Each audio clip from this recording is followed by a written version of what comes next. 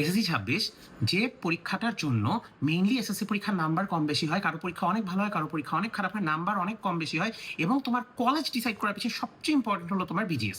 So আজকে কথা বলবো তোমার বিজিএস এর প্রিপারেশন কেমনে নিতে পারো। সো তোমার পরশুদিন বিজিএস পরীক্ষা, তোমার হাতে আছে 6টা চ্যাপ্টার। আমি তোমাকে সাজেস্ট করব 6টা চ্যাপ্টার তুমি আজকে রাত থেকে শুরু করে কালকে রাত পর্যন্ত তোমার যে কয়টা বেলা আছে ওখানে ভাগ করে নাও।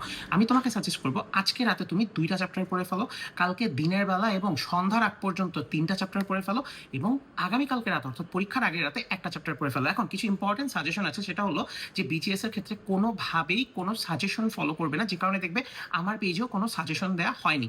সো এখানে একটা মূল কথা চলে আসে, তাহলে ভাই পড়বো কি? মেইন কথা হলো তুমি তোমার বোর্ড বইয়ের জিনিসগুলো পড়বা, সেগুলো থেকেই কমন আসে।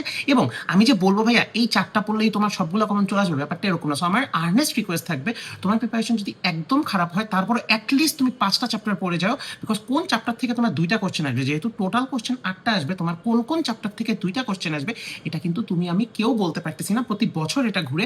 সো বোর্ডের বইটা ভালো করে পড়ো। এখন যখন আজকে থেকে পড়বা না, অ্যাটলিস্ট কালকে রাত পর্যন্ত যতবার পড়তেছো প্রতি প্যারার মধ্যে কিছু ইম্পর্টেন্ট পয়েন্ট দাগায় রাখো, যেন তুমি বইটা পরের বার গো থ্রু করলে পরীক্ষার দিন সকালবেলাও যদি একটু দেখো তোমার এমসিকিউ গুলো যেন কভার হয়ে যায়। আর সিকিউর জন্য মেইন টপিকগুলো একটু মাথায় নাও, যে তুমি একটা চ্যাপ্টার শুরু করার আগে যে এই চ্যাপ্টারে কোন কোন টপিকগুলো আছে, এই টপিকগুলো জাস্ট সুন্দর করে পড়বা, তোমার পরীক্ষার হলে কমন পড়বে। বাট প্লিজ কোনো টপ এত এমসিকিউ, টপ এত সিকিউ বা শুধু টেস্ট পেপারের উপর ভরসা করে পরীক্ষা হলে যেও না। ইনশাল্লাহ একটা ভালো পরীক্ষা দিয়ে আসতে পারবে।